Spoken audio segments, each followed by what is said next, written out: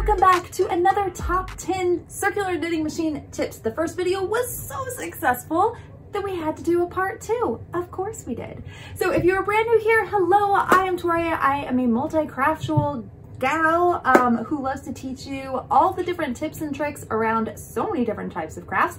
Right now, I'm a little obsessed with my knitting machines. So that is what we are focusing on today. Another top 10 knitting machine tips. Also, thank you so much to everyone that has purchased my downloadable knitting machine journal over on Etsy. I thank you so much for supporting the channel. I actually just updated it. There's a new version and it has a couple of freebies in there. So I did do a quick reference guide with some patterns that a lot of us ask ourselves pretty much every day. You know, how many rows in an adult beanie? How many rows in fingerless gloves? You know, we don't need the whole step-by-step, but maybe we just want a quick reminder of the recipe, right? So there's a couple of freebies in there, and again, I will link that down below. Thank you so much, as always, for your support. And a super warm welcome and welcome back for all of our subs. We just passed 10,000 subs here on the Crafty Girl, so thank you so much. I couldn't do it without you, because without your support and your feedback and all of the things that warm my heart, I couldn't do it. So thank you so much. And what it also means is now I'm able to offer you memberships to the Crafty Girl. We're calling it the Girl Gang. And in the Girl Gang, essentially what you can do is you can join the channel and you'll get access to some kind of cool things like monthly subscription only lives where I will answer questions for you in real time, a free download of that quick pattern guide that I was telling you about. So if you want to support the channel and join, I would love to have you as a member, but just being here is amazing. Just liking the video, subscribing, and sharing the video with others makes a huge difference. So without further ado, let's dive in to the next top 10 circular knitting machine tips. All right, so tip number 1 is to get yourself a yarn winder. Yes, my friends, a yarn winder. This tool right here is less than $20 on Amazon, and what it does is it takes these giant skeins right here. I love this, by the way. This works really well in my machines, the Lion Brand Bundle of Love. This is Bernat Baby Soft, but it is not a center pull, and it takes these and it lets you turn them, you can see my giant mess here, into center pull cakes just like this. And it's really, really simple. Now, the reason that I say that this is actually really super important and imperative is one of the constant frustrations that we have with the knitting machine is around tension. And guess what contributes to bad tension? Not having yarn that is pulled cleanly. So this is a really, really simple tool, and I would definitely recommend getting one of these in your arsenal just to help with many different things, including tension. And plus they're super fun to do, just like this. All right, tip number 2 is to organize your yarn. And I know it may seem like common sense, but I'm gonna tell you, when I started collecting yarn, I had it everywhere. I had it in cardboard bins, I had it in little bins. So I went and got this little cubicle. You can find these cubicle things everywhere, including thrift stores. Everyone has them, and they're not that expensive, and they work super well to organize your yarn, especially when you're making cakes. You can set them in there really cutely.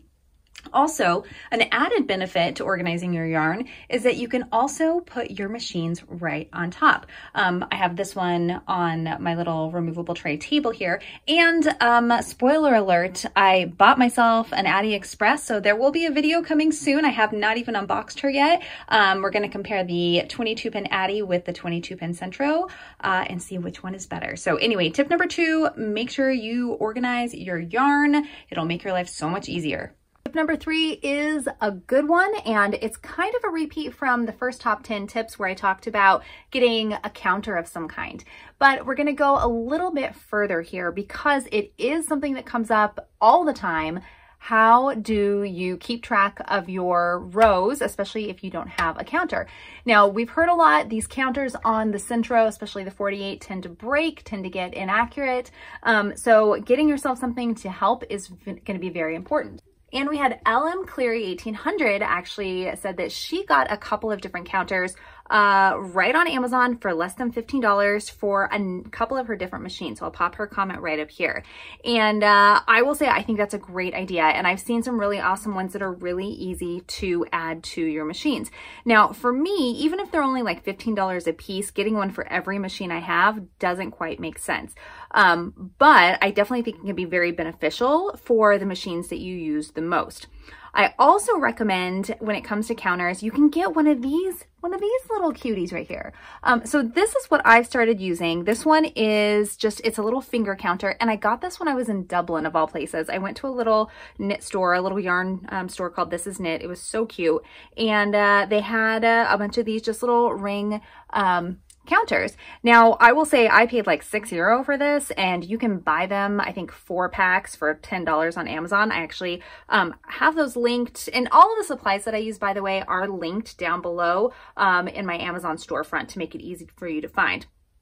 So I use this especially when I'm doing panels, because with panels, you're not going to get any counting back and forth. So it's important to have some kind of counting mechanism that's easy to use. And so what I will tell you is this one, when doing panels, works really well for me. I just have it on here with double stick tape, and that way I can remove it if I need to. And then when I go around with the panel, I just use my thumb, and it's so simple. So to all of you out there that really highly recommended and kind of bumped up the tip for getting a counter, I absolutely am here with you. I support you. I think that it's important. I'll also bring up, just in case you haven't found this yet, but I'm starting to find this, the counters on the Centro 48, because that's the one that they're on, does get inaccurate. And I mentioned that. However, you may not realize it's inaccurate. So if you're doing a large project and you're on like 200 rows and you're looking at your counter and you're like, oh yeah, I'm at 200. I've actually seen people side-by-side comparison with their actual counter and then the counter they installed, and it would be a difference of like 20 rows. So I'm telling you right now, counters are very important. It's something that if you're on the fence about getting one, I would say get one, even if you just want to invest, you know, $10 and get a handful of them like this, and then maybe later on you can get one of the ones that are installable on your machine. So that is tip number 3. All right, we didn't go far for tip number 4. We're still at our handy machine here. So for tip number 4, you need to do regular maintenance on your machine. Now, whatever that looks like to you is going to be kind of the thing. So as someone who has a background in sewing, my sewing is something I've been doing my whole life. Regular maintenance is important to not only the health of your machine, but also to your project. So if you start seeing that you're dropping a lot of stitches, or, you know, your tension is off, or it just seems like it's grinding and getting stuck, you probably need to do a little bit of cleaning and a little bit of maintenance. So the first thing, so this is, ooh, and I have some on me. Here you go, a little oil there, a little moisture. So tip number 4 has to do with machine oil. So adding machine oil to your pins. I will tell you, I've seen some people that take their machine apart. I will say I'm not going to encourage anyone to do that. These machines are cheap plastic. So what that means is if you take out these little pins right here, there's a really good possibility you're going to strip them. Maybe you won't, but you may. And then also, once you get in there, you might mess up some of the mechanisms inside. These are not meant to be opened up.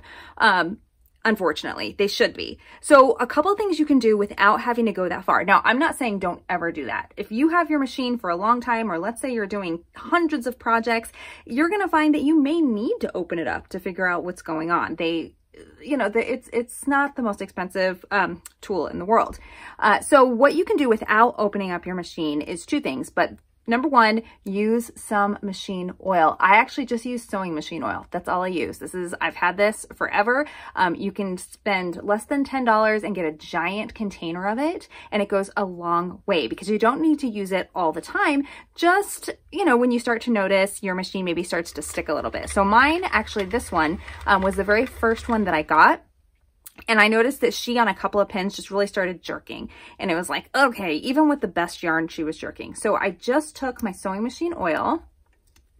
Of course, the other day I spilled the entire container all over the floor. So let's just be a little careful.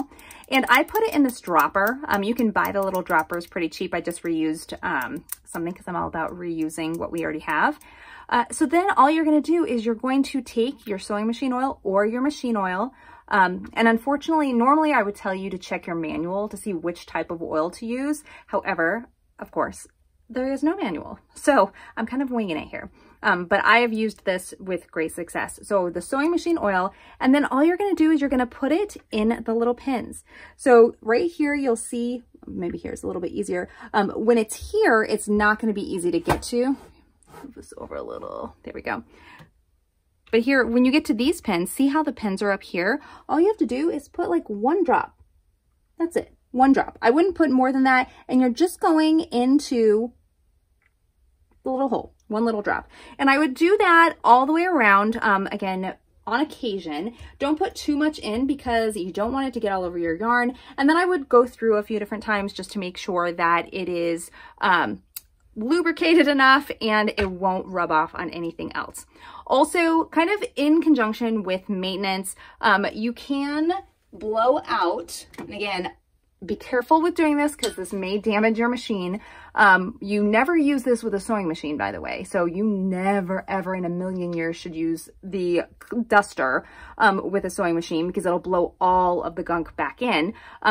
But I've seen people suggest this. I am not using it just yet because see what happens if you blow in here.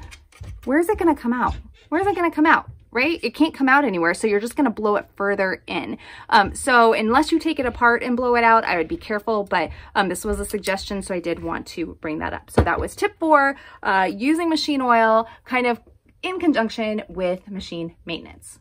All right, we're on tip number 5, and it has to do with these little gals right here, clothespins. And this actually was a recommendation from Grrl Hippie 9903. I'll pop her comment up here. She says that she uses these clothespins for like so many different things. And I 100% agree with her. That's why I have them as well, because they come in really handy. On your machine, you can definitely use them to clip yarn joins together so that they don't separate when you go around. I actually recently used them for something else. So let me show you.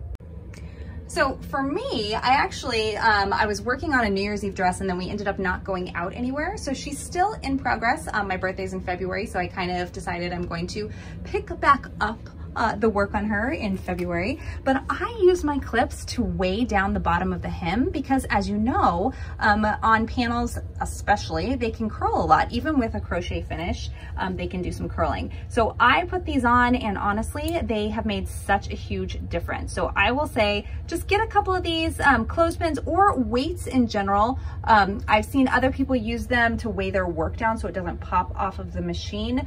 Yeah, so definitely a great suggestion. So thank you so much. Again, if you have any suggestions for top tips, make sure to put those down in the comments. I would love to hear them. Tip number 6 can be a fun one. However, I'm going to give you a warning with this one. This is a drill attachment, which means you can make your projects go a little bit faster. However, hard stop.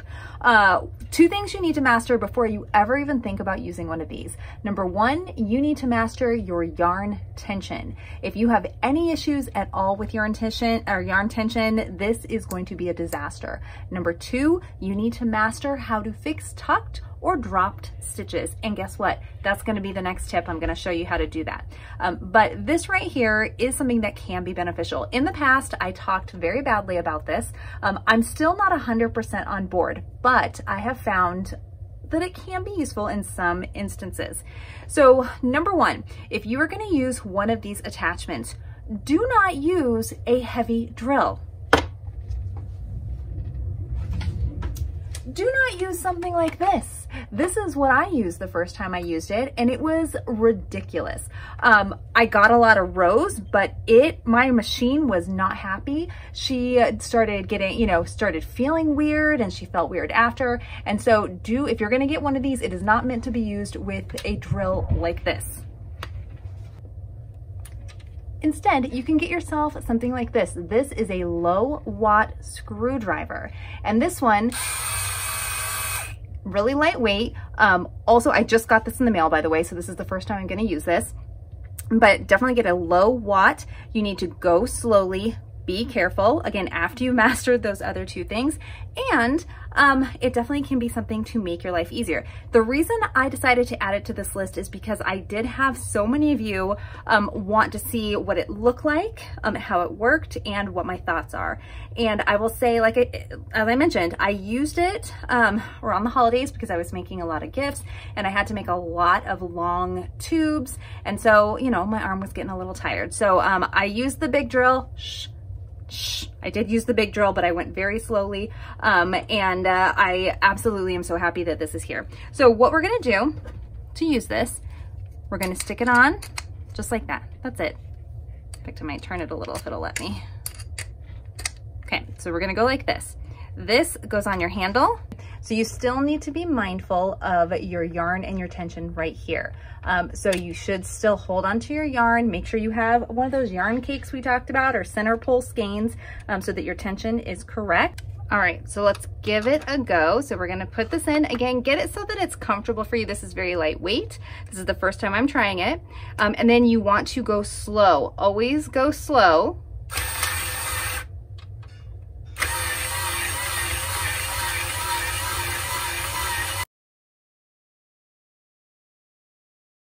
And that's how you use this. It doesn't go very fast. The low watt ones are not gonna go super fast, and that's good. That's what you want. Because I will tell you horror stories. I've seen machines that the handles have been melted to the side because they used one of those power drills. Also, it can lock up. It can create a lot of havoc on your machine. So be careful, use low watt, go slowly, and use it sparingly. So that is tip number 6. All right, tip number 7 is a skill that everyone should have. And I've already given you a little bit of a teaser that we're gonna talk about tucked stitches. Have you ever had a tuck stitch? Have you ever had a drop stitch? If you haven't, you are the luckiest person on the planet, because no matter how good you are, no matter if you choose the correct yarn every single time, if you know how to make sure your tension is perfect, it doesn't matter. You will have a drop or tuck stitch at some point. It just happens. You know, it could be a number of reasons. So I'm going to give you some homework, and you're like, Tori, why are you going to give me homework? I want you to work on fixing tucked stitches, and I want you to force it to happen if it doesn't happen naturally. So we just did quite a number of rows here. I used the drill, and then I added black just to show you for contrast here, and I still don't I didn't get any tuck stitches in the black or any drop stitches, so we're going to force it to happen. So to do that, all I'm going to do is, as I go around with this next loop right here, I'm going to take the bottom piece of yarn, little bottom loop there, and now they're both in the top pin, and then I'm just gonna go around. And then what you're gonna see, you can kind of see it off camera. Let me move a little bit here. So you can see here, this is the pin.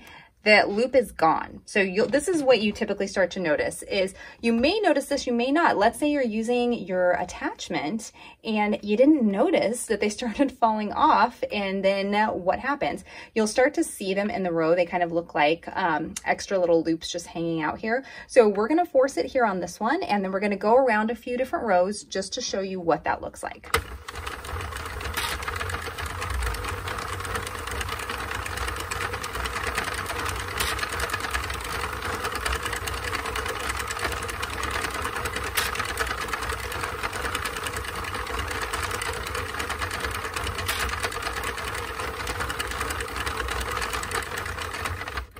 Now, the reason I went around a few rows is, number 1, so you can see what it looks like if you miss it. And number 2, I find it super, so much easier to fix it if I have a few rows in between. Now I just have to find it again because I didn't mark it, and black yarn is hard to see. All right, so here it is. So we found, you'll see it kind of just looks like there's an extra little loop hanging out here. Okay, let me move this so that it's a little easier. So if you pull on your work, it kind of looks a little wonky. It'll look like there's just an extra loop here. So you can mark that however you want to do that. I'm going to use one of my favorite little tools. We're going to talk about this a little bit later. A little stitch marker, just so that I remember where it is, because what you want to do is you want to get that all the way back around so that it's to the left of your yarn guide. Okay, now if you go far enough that this pin to the left pops off, you've gone too far. You don't want that to pop off. You want that to stay put. Sewing clips. If you already have sewing clips, let's say that you are a sewist and you use these, pull them out because you definitely can use them with your knitting machine. Also, they are not that expensive, and I would recommend purchasing some of these because one of the things that they come in handy for is whether you're casting off or you're dropping stitches or fixing a tucked stitch, preventing the loop from popping off right next to it. So I'm just going to take my little, my brain just went blank. I'm going to take my little clip. My sewing clip, oh my gosh, my sewing clip, and I'm going to clip my yarn down.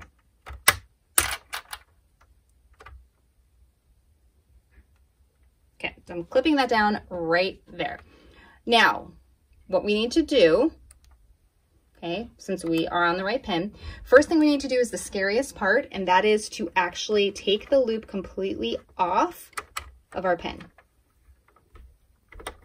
So we're pulling that off right there, and then we're going to undo all those stitches. Again, it's scary, but one thing I will tell you, if you master this, and when you master it, because you will, you can use this technique of drop stitches to create all kinds of fun effects like braiding.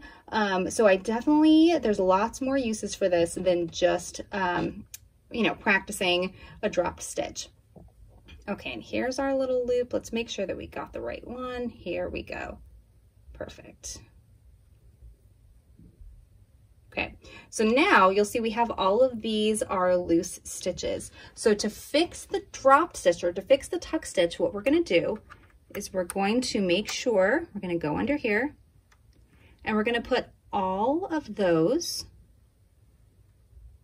right here, right, onto your crochet hook. And then you're going to put the little hole right here, the little hole, the loop through the top. Okay, so make sure that every single one of them is on here, and also you need to do this in order or else it will be very noticeable. And then you're going to take that second loop here, then the loop that's already at the top, and you're going to pull that right over. You're going to repeat on the next one. You're just going to do this all the way down. So pull it above the first loop, take that loop, pull it up, and pull it around. Do the same thing with any of those, and that's why for me it's a lot easier to do it with a few of them instead of just one, because I definitely want to make sure that that it's even for me.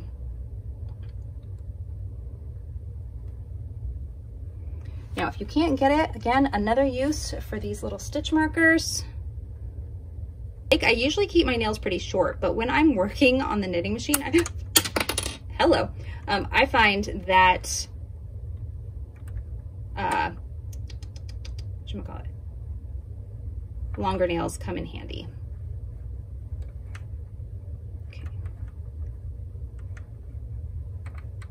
All right, and then when you get back, when you get to the end, you pull it right back over there.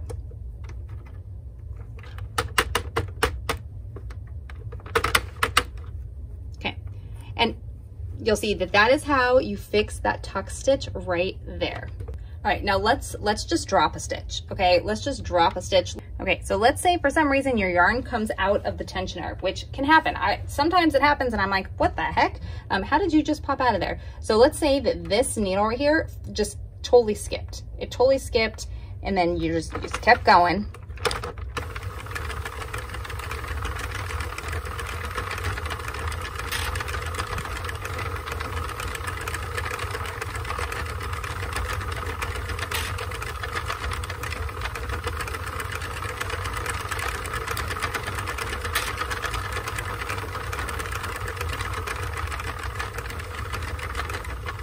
Okay, and then you look down at your work and you're like, oh no, what is happening? Why is this happening? This is called a dropped stitch. So what happened is it already dropped from here because somehow, again, your working yarn didn't go under, so it didn't get worked in there. But this is an easy fix as well. So this is the same exact process, and you've already mastered the other process. So we have it right here. Like I said, it just needs to be to the left of the yarn guide. And then we're gonna take the loop off that's currently on there. Make sure everything is undone. Okay. Hold on to that loop, and then we're gonna go right back in with our crochet hook. And you'll see it's the exact same process. So no more fear or throwing away projects because you drop or tuck a stitch. It is not the end of the world. It's super easy to fix.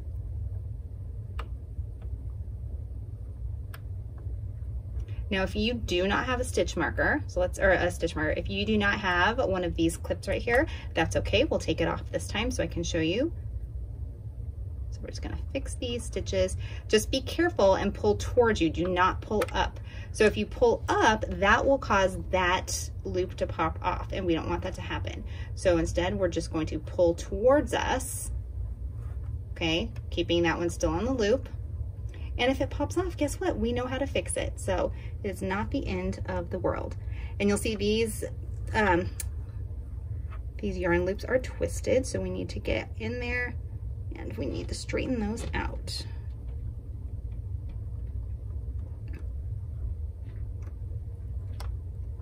Here we go, much better. And I promise you can do this. I know it seems scary, but it's not. It just takes repetition. It just takes practice.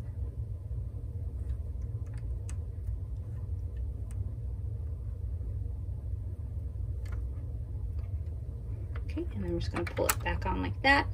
And again, if something happens and this one does start to come off, you can just come back in, put it on like that. And then make sure it's tucked in behind our little piece right here.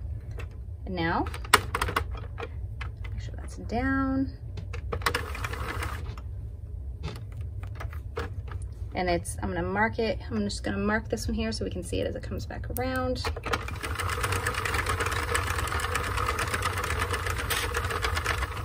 Okay, so here we are once again. And once you stretch your work out, once it's off the machine, it'll actually even look better. So that, my friends, is how, and it's why it is a very important tip, and we have it buried in these tips, but it is something you need to know. You should practice doing, take your homework, and if you have any other tips that you found work well for you when it comes to tucking or dropping stitches, please let us know down in the comments. Tip number 8 has to do with static electricity. So you may notice the more you start to use your yarn, depending on the humidity levels, you may find that there are problems with humidity or with static electricity. And what static electricity does, it creates problems. It creates pop stitches. It also messes with your yarn tension because you're battling not only the machine and the yarn, but now you're battling with the, moisture in the air. So there are a ton of solutions out on the web with what to do for static electricity. I've seen some people say get a humidifier and put it down by your machine. Other people swear by silicone earplugs that they put on the front of their machines so that their little yarn runs over it. I saw a really great tip today, and they are these little keychains that are called anti-static keychains. And what she had done is she had actually just double taped it to the front of her machine so the yarn would run over it. So she actually taped it right here. I think she used double stick tape, and it's just like a little stick right here, and then the yarn would just basically touch it and it would de-static it. It would make it not staticky. You can also do this with an old school trick of putting a safety pin on here. Yes, safety pins. Anything metal will help ground and get rid of static electricity. Now, this is something I have used in the past. I used it a lot when I traveled. It's called Static Guard, and essentially it's kind of like a hairspray. But if you were to spray this on, say, your yarn balls down in your basket or wherever you have them, this also helps prevent static electricity. You can also use, if you don't want to use something like this, because this is chemically, wow, I cannot use my words today. This is a chemical, but you can also just use plain water, and that can help a little bit. Like we're making baby beanies for the hospital right now, and I'm certainly not going to use that. You can also try dryer sheets in the basket with your yarn. I have heard good things about that. So if static happens to you, which it will, there are many solutions for you to help. So find the best static removal solution for you. Tip number 9 has to do with stitch markers. So stitch markers are such a useful tool anyway for many reasons when it comes to the knitting machine, but one reason you may not even have thought about. So if you ever use crochet seaming is absolutely, you know, heavenly when it comes to finishing your projects to make them have a really nice clean finish. So when you are doing a crochet finish, what tends to happen is these last little stitches here on the left hand side, or on if you're right-handed, doesn't matter which side it's on, but where the seam is, these tend to get tucked, to get hidden when you're crocheting. So as you go through and you're crocheting from this side and you're going all the way here, by the time you get here, they might be pulled really tight and then they're hidden. And then you end up with loose or live stitches, which obviously if you don't see them or catch them, your whole project will unravel. So stitch markers, use them on the last couple of stitches, just like this. I find that if I just put them on the last 2, one on each side of the divide here. In fact, there's that one there. There's a little third one. So again, they even get hidden here.